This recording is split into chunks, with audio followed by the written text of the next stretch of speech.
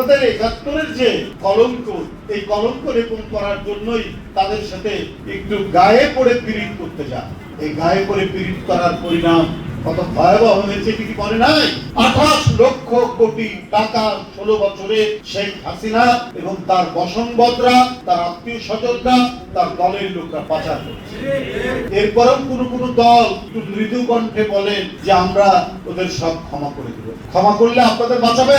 আপনারা বিএনপিকে বেকায়দায় ফেলার জন্য আন্দোলন করেছিলেন, তাদের সাথে ৯৪, ৯৫, ৯৬। তার পরিণতি কি হয়েছে? তার পরিণতি হয়েছে আপনাদের নেতাদের ফাঁসি দিয়ে দুষ্ট লোকের মিষ্টি কথায় ভুলে। এবং আপনাদের ৭১-এর যে আপনাদের বিরুদ্ধে যে অভিযোগ, আপনাদের বিরুদ্ধে যে কলঙ্ক, এই কলঙ্ক লেপন করার জন্যই তাদের সাথে একটু গায়ে পড়ে পীড়িত করতে যান। এই গায়ে পড়ে পীড়িত করার পরিণাম কত ভয়াবহ হয়েছে কি মনে নাই?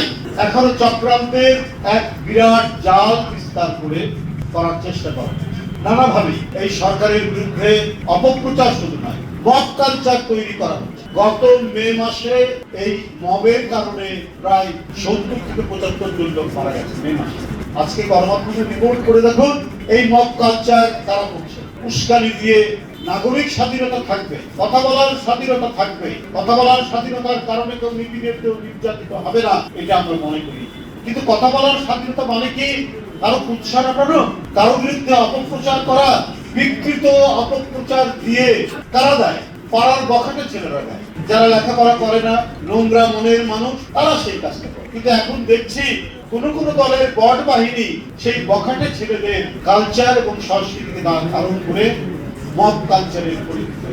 এটা ভয়ঙ্কর, এটা গণতন্ত্র বিনাশী একটি বিষয়। আজকে যদি কোন ছিদ্র পথে পুরনো ফ্যাসিবাদের উত্থান ঘটে, আমাদের বেকায়দায় ফেলবেন, আপনারা কিন্তু কেউ রক্ষা পাবেন না।